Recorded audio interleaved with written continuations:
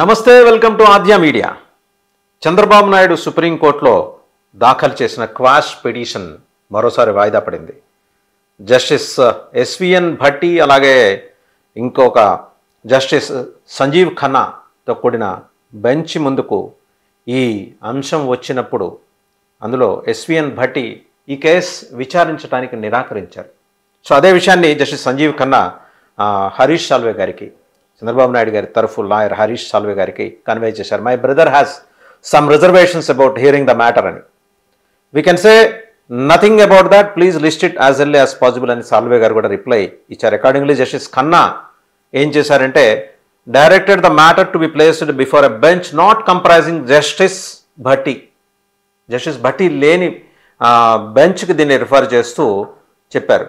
మనందరికీ తెలిసిన విషయమే చంద్రబాబు నాయుడు గారు తన మీద ఆంధ్రప్రదేశ్ ప్రభుత్వం పెట్టిన కేసుకు సంబంధించి, అంటే క్రిమినల్ ఛార్జెస్కి సంబంధించి ఆంధ్రప్రదేశ్ హైకోర్టు ఇచ్చిన ఆర్డర్ని ఛాలెంజ్ చేస్తూ, అంటే క్వాష్ పిటిషన్కి సంబంధించి స్పెషల్ లీవ్ పిటిషన్ వేశారు.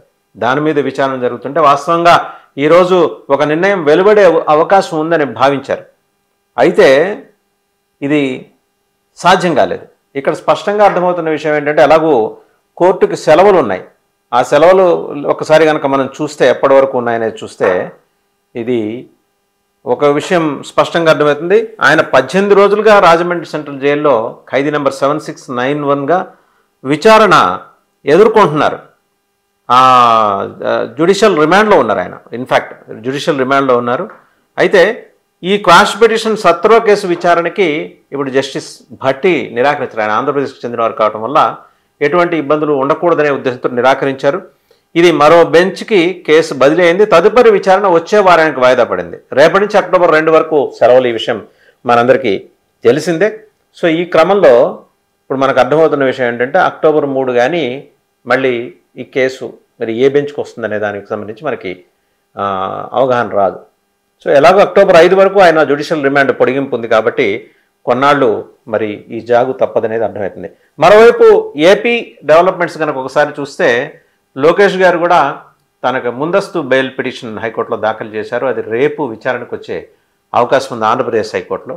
అంటే ఒక్కసారి మనం గమనించండి, ఆంధ్రప్రదేశ్ ప్రభుత్వం ప్రత్యేకించి వైసీపీ తెలుగుదేశం టాప్ లీడర్షిప్ మీద ఎలా గన్స్ పెట్టిందనేది, రకరకాల కేసులు మరి దానికి సంబంధించిన సాక్ష్యాధారాలన్నీ వాళ్ళు ప్రొవైడ్ చేస్తున్నట్టుగా ప్రభుత్వం చెప్తోంది. బలమైన కేసులు, ఇది లోగడ మాదిరి డొల్ల కేసులు పెట్టి తేలిపోకుండా, ఎందుకంటే వైసీపీ ప్రభుత్వం హైకోర్టులో కేసు వేసిందంటే అది డెఫినెట్గా పోతుందనే ఒక విశ్వాసం ప్రజల్లో కలిగేంతగా అంత బలహీనమైన కేసులు, బలహీనమైన వాదనలు ఆంధ్రప్రదేశ్ ప్రభుత్వం లోగడ నడిపించుకుంటూ వచ్చింది. ఈసారి ఆ పొరపాటు చేయకూడదని చెప్పేసి 3.5 years టైం తీసుకున్నారు. ఏ విషయంలో? ఈ స్కిల్ డెవలప్మెంట్ స్కామ్ విషయంలో 371 కోట్ల రూపాయల గోల్మాల్ అంటున్నారు.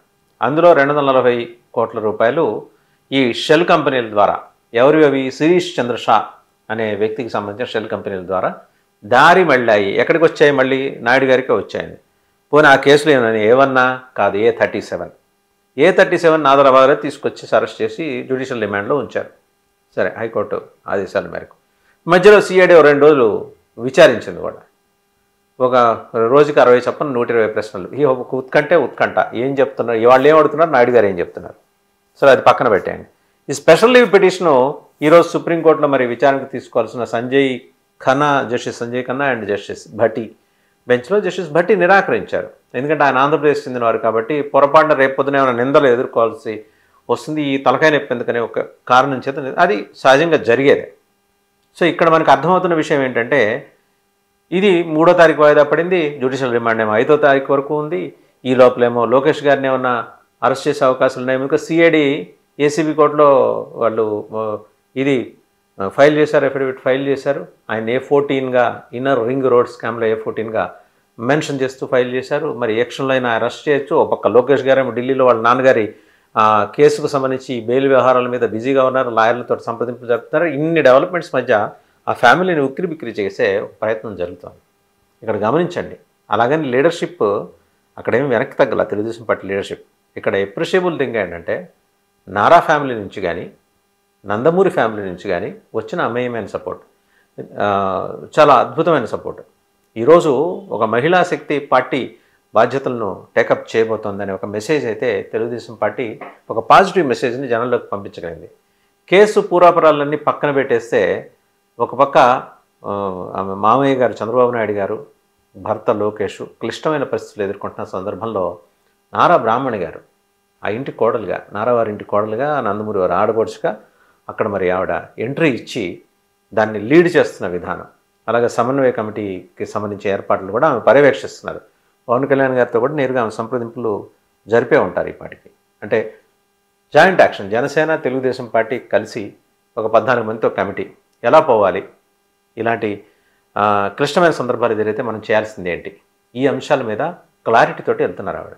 అలాగే భువనేశ్వరి గారు కూడా పబ్లిక్లోకి వచ్చి మాట్లాడుతున్నారు ఆవిడ. అంటే ఒక స్టబర్న్ ఉమన్ ఇన్నాళ్ళు ఒక కుటుంబాన్ని, కుటుంబ వ్యాపారాన్ని ఆమె సమర్థతతోటి, దక్షతతోటి నడుపుకుంటూ వస్తూ ఆధ్యాత్మిక చింతన ఉన్న మహిళ. She is a very courageous woman Bhuvaneswari గారు.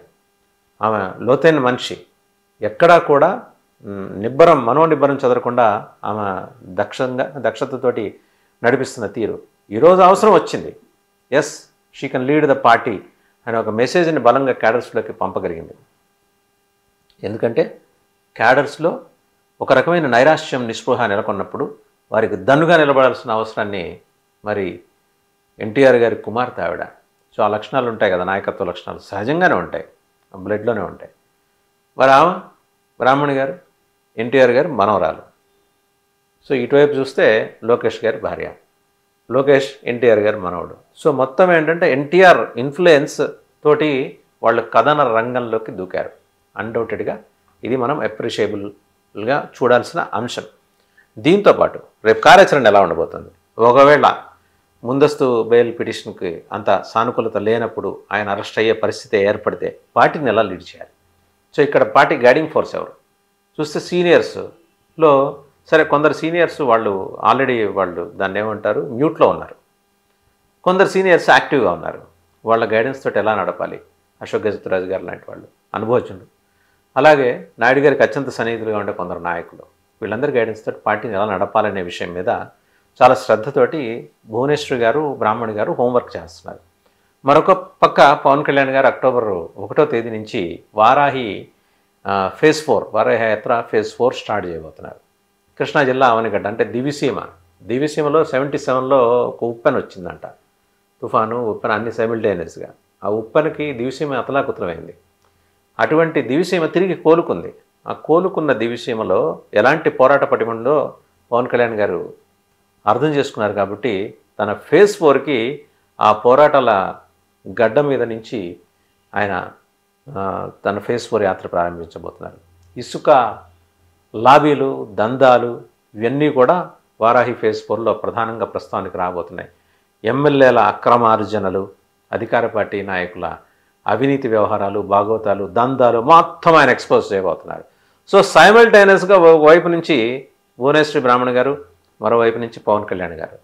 సో ఒక అద్భుతమైన కాంబినేషన్ కుదిరింది అనేది జనసేన భావిస్తుంది. తెలుగుదేశంలో భావిస్తుంది మనకు తెలియదు, జనసేన అయితే భావిస్తుంది. సో కమిటెడ్గా ముందుకు కలిసి నడవటానికి మరి నారా నందమూరి ఫ్యామిలీస్ పవన్ కళ్యాణ్ తోటి ఒక అవగాహనకు వచ్చినాయి తెలుగుదేశం పార్టీ తరఫున. అలాగే ఈయన కూడా కార్యకర్తల దగ్గర ముందర మాట తీసుకోకుండానే వచ్చి ఒక మద్దతు ప్రకటిస్తే తర్వాత వెళ్ళి కార్యకర్తలను కన్విన్స్ చేసుకున్నారు. ఆయన ఒక అనివార్యత ఉంది మన ముందర, జగన్మోహన్ రెడ్డి సర్కార్ని గద్దె దింపాలి, ఆ అనివార్యత దృష్ట్యా మనం కలిసి పనిచేస్తున్నాం అని.